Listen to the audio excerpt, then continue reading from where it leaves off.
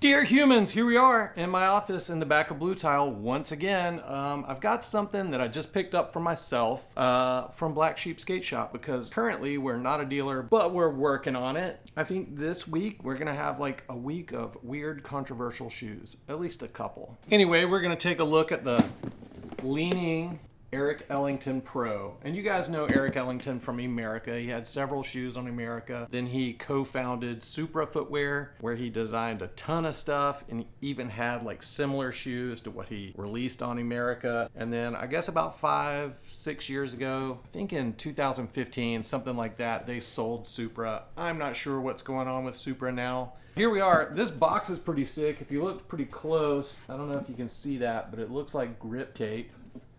And then there's this little wood feature here. It kind of looks like bamboo, but I guess it could be a veneer of a skateboard if you wanted to put the two things together. But this is the box. It's a pretty sick box, and it comes with this Erik Ellington sneaker bag to put your shoes in, carry them around in. Like I said, got these from Black Sheep, so I got tons of Black Sheep stickers.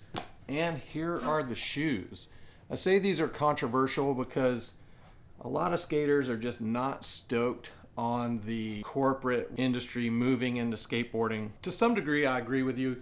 You want to leave skateboarding in the hands of skateboarders, which is why Erik Ellington is like driving the skateboarding ship for Li-Ning footwear, which is basically the way it's always described to me is China's Nike. So it's a very big organization started by a famous Olympian out of China. So they've been around for a while and they make really high-end footwear. This shoe runs from $150 to $180 US. So dudes, I just want to say I love when somebody does something different. That's something that the endemic skate shoe brands could really try to jump back into. Skateboarding shoes used to be about technology, about wearability and durability, and then it just turned into this vulcanized, nothing to it junk shoe that we see everywhere. And there's a place for that, but there's some brands that have been holding on to that for like, say, 15 years, and they have not moved on. So these tech brands are gonna move in and innovate beyond what those brands are able to do if they don't jump on it quickly. So, but I believe this is the Sunrise colorway, and there's a bunch of different features in this.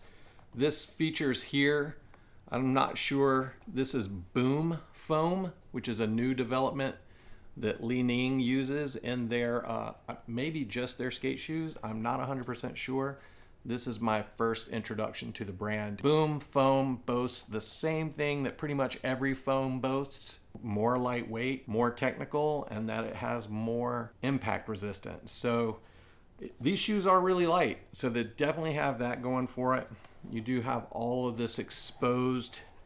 I assume this is the boom foam. I have been trying to look for some reviews, so if you guys have seen some reviews of these shoes and I can get a little bit more intel on the details, please let me know. So there's a bunch of different features to this.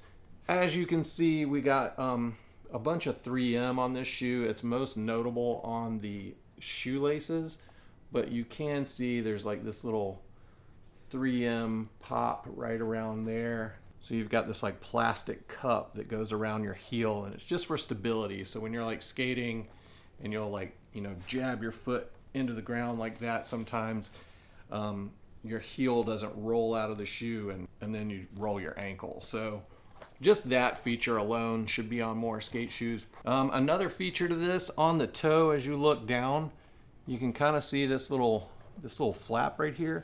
You can put your hand all the way up to the front of the toe. It's double layered all the way into the strobel. I don't know how durable this material is or how durable this ripstop material is, but you can see Erik Ellington's name across the front there. So yeah, that's to be seen. I'm not sure how durable that stuff is. I am gonna try to skate these pretty soon and see how these things feel. You can also cut this off. I don't know if you'd want to. Let me see if you can see in there. It's like a mesh material underneath this mesh. So it feels really durable. I'm not sure. The shoes feel really good on foot. This shoe feels like you probably would not roll your ankle in it. I mean, obviously you can roll your ankle in anything, but it's got a kind of a wide footbed. So like it's really, you're planted on the ground. But at the same time, as you look down, the shoe looks pretty narrow. It is not narrow though. I have no hot spots in this shoe. I did have to get a 12 because they do not make, to my knowledge, an 11.5 in this shoe. So I got a 12. I really wish it was an 11.5. It's a little big, but I think 11 would be too small. So I think they run pretty true to size. Another thing that Erik Ellington put into this design, he was talking about wanting technology that was kind of a throwback to the 90s, where you feel like this super tech vibe from the 90s, but also like the double tongue vibe from the 90s. So for those of you who don't know, we used to cut old tongues out of our old shoes and stuff them under the new tongues in our new shoes. So you had double stacked tongues, and that's kind of where like the big fat tongue phase started. Sometimes I would just wrap duct tape around a bunch of foam and stuff it inside my shoes so my foot just looked ridiculously fat, and we liked it that way. And now I think I look like an idiot. But anyway, this kind of has that vibe right here where you can see this flips down. But really, this is just like a packing spot for you to put your laces in, which is kind of cool. But he wanted it to have that like kind of double tongue vibe. So that is a pretty good look at these shoes. Let me show you the insole. The insole here, Erik Ellington's name on there. And you see it's just sewn to this insole. I think this insole is probably like a proprietary Li-Ning insole. It feels real cushy. Like maybe that it might pack out really quickly, but it's super comfortable right now. But I don't know. I think that's really it. I say, you know, I'm talking about the controversy or the controversial shoes this week. I'm going to look at another one tomorrow that's probably the most controversial shoe of all time as far as skate shoes go. But with this one, I'm just talking about where it's coming from. It's coming from China. It's coming from a corporate brand. The skate program is led by Erik Ellington. He has full creative control and full team control, which is kind of sick. You know, whatever Ellington does is pretty sick usually. So he's a very stylish dude. He's very into fashion and skating and all that sort of stuff. And I feel like everybody he puts on the team will kind of follow in that vein. So I think there'll be cool things from Li-Ning. What do you guys think? It is definitely a different look at a different skate shoe, but I back that. I'm so tired of seeing the same thing from every stinking brand. Everything out there is starting to look the same. Anyway, guys, hopefully they'll be in blue tile soon. The next release, I'm not sure when that's going to be. Probably Christmas, maybe, something like that.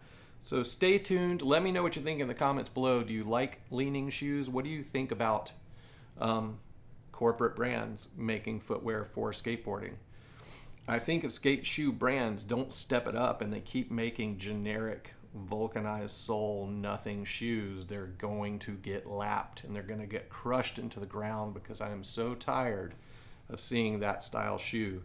And honestly, it doesn't sell anymore. Right now, I'm digging these. I hope you're digging these too. Let me know in the comments below what you think. I'm going to skate these things soon, and I'll let you know how they skate. So thank you guys for watching. All the best. Love Blue Tile. See you in the next one. Boom. That's all.